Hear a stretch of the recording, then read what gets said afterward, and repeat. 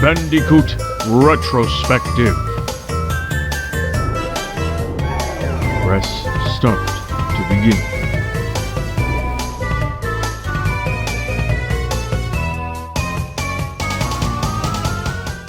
The year is 1998 and Crash Bandicoot 3 Warped has now been released on the PlayStation. Naughty Dog was on fire at this point in time. Not only did development of this game start just months after the release of Crash 2, but they also created 3 entirely new game engines just for this game. They created these game engines to make entirely new types of levels that Crash hasn't seen before, such as the jet ski levels, the motorcycle levels, and the airplane levels. They combined these new gameplay styles with the old 3D platformer type style to stay true to Crash's roots, while introducing a change that would make Crash still feel fresh even in his 3rd installment. Will adding so much to the Crash Bandicoot formula work, or will it just become too much? Let's find out.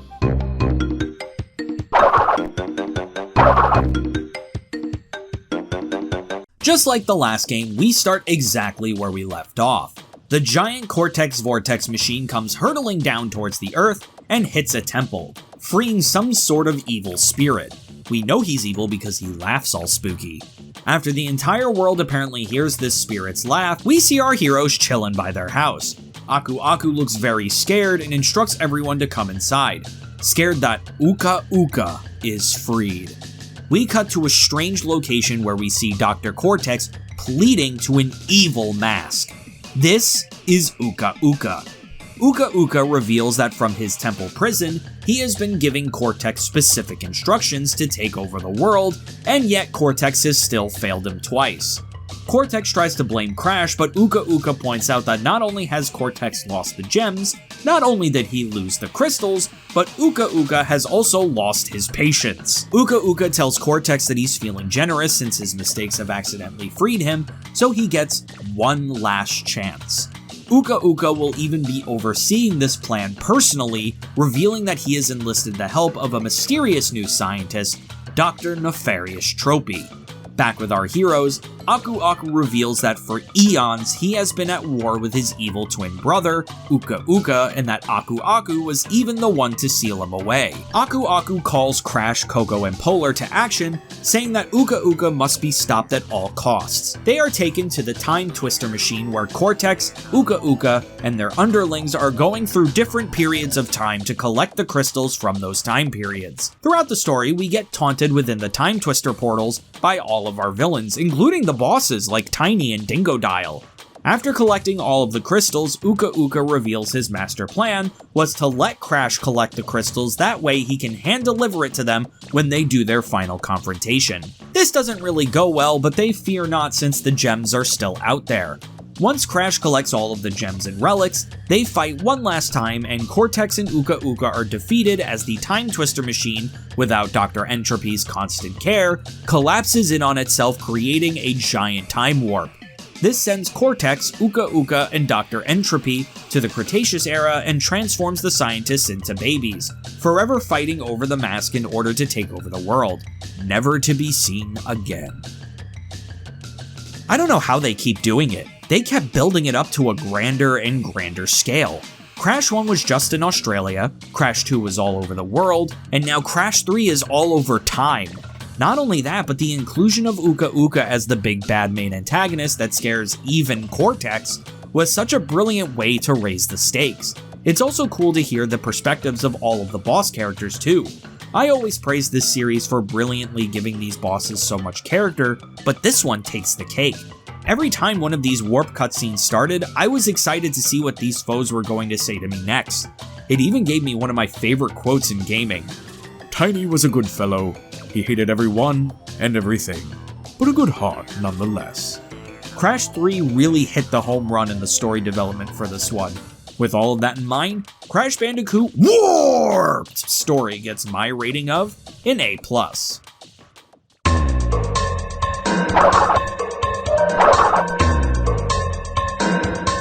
I wish I could say that just like the story, the gameplay of Crash 3 is an upgrade over the previous game, but if I did, I'd be a stinky little liar. You don't want me to be a liar now, would you? The regular stages are as good as ever. There's a lot of great platforming challenges here that really keep the player engaged. High jumps, chases, vertical platforming, and the new abilities you get from beating bosses adds just that much more spice to the gameplay. Where most of my problems come from with Crash 3's gameplay is in two major factors. The first gripe I have with the game is the gimmicks, and just how many of them there are. We have underwater stages, endless runner stages, motorcycle stages, jet ski stages, airplane stages. There are so many different types of gameplay, it's actually kind of impressive. My problem is that it feels like the game is mostly gimmicks and doesn't have enough of the core gameplay that made Crash great in the first place. I especially dreaded the motorcycle stages because they control like ass and they require you to get first place in order to get the crystals, which is harder than it sounds because of the shitty control. Underwater stages were another one I dreaded, just being terribly slow and the biggest offender to the next gripe I have with Crash 3's gameplay. The collision in this game is weird. There were so many times that I would get stuck on the walls or, my favorite one, jump up to do a hanging section and Crash would just not grab on, even if he clearly touched the ceiling.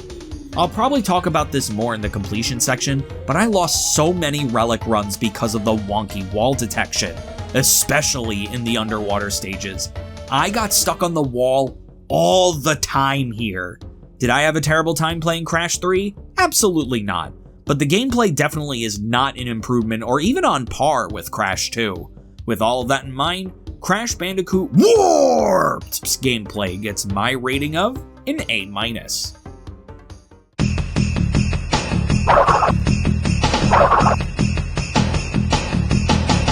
Though I criticize this game for its copious amounts of gimmick levels, that isn't to say that these levels aren't fucking beautiful to look at. I do like the several time-based level themes this game goes for. The prehistoric era looks dark and musky only to be contrasted with the bright orange pools of lava. The Arabian levels have some of the most memorable platforming bits of the franchise. The Egyptian levels really encompass the feeling of going through a harrowing tomb. This game is really good at conveying these philosophies through the design of the level. They also really play with the time of day as an environmental aesthetic in this game. Good God, there is nothing prettier than hot cocoa having a sunset aesthetic on the water. It's so beautiful. This is definitely the best looking Crash game out of the bunch, and definitely the one with the most variety. As for the soundtrack, oh my god. Not only is this the best soundtrack in the Crash series so far, this is one of the best soundtracks for a PS1 game ever. That theme song is iconic, and every single level theme is high energy, fits the vibe, and is immediately recognizable. This game's soundtrack is iconic. This game also wins the title for the best boss themes of the franchise. Where Crash 1 has Pinstripe and Brio's theme and Crash 2 has Tiny's theme, all of Crash 3's boss themes are instant bangers. Especially Cortex's theme. Oh my god. Cortex's theme in this game is so good, it is the quintessential Crash final boss theme for me. It even uses the Cortex leitmotif, making the trilogy feel like it comes full circle. That's so awesome. With all of that in mind, Crash Bandicoot Warped's presentation gets my rating of an A+.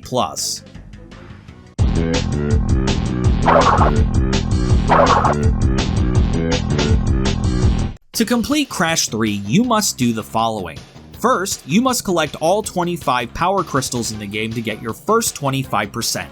As usual, this is pretty easy since just running through levels isn't that difficult, and if you miss a crystal, I honestly question your ability to see. You pretty much have to actively avoid the crystals in order for you to miss them.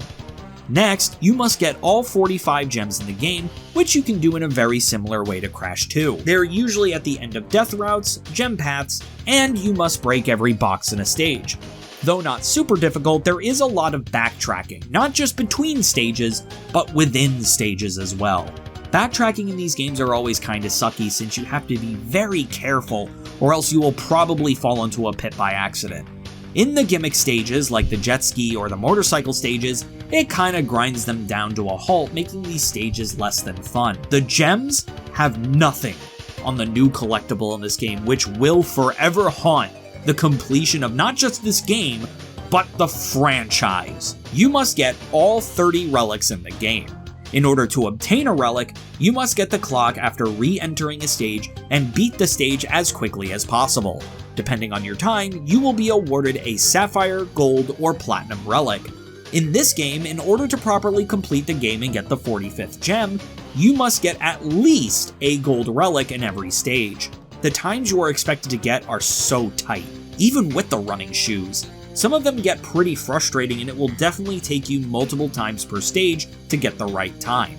You must also gain access to the 2 secret stages in the game, Hot Cocoa and Eggipus Rex. Though these stages are fun to play, getting to them is absurd because both stage entrances can only be found on accident. To get to Hot Cocoa, you must go to Road Crash, and on the left side of the track, you'll find a road sign with an alien on it. Crash into it and you'll be teleported to the stage. As for Eggipus Rex, this one is just downright unfair. In the stage Dynamite, go onto the yellow gem path and get killed by this specific pterodactyl. Instead of just dying, you'll be transported to the stage. Why would I ever do that? There is no tell that this enemy is different from all of the others, so in what world, other than by complete accident or by looking it up, would I ever find this? The only completion reward you really get is access to the good ending of the game. I just wish they changed up the Cortex fight just a little bit instead of just having you fight Cortex a second time. I don't think I could really recommend completing this game to the average player. The relics, along with the weird geometry problems this game has, sometimes really makes the completion experience feel more like a chore than anything else.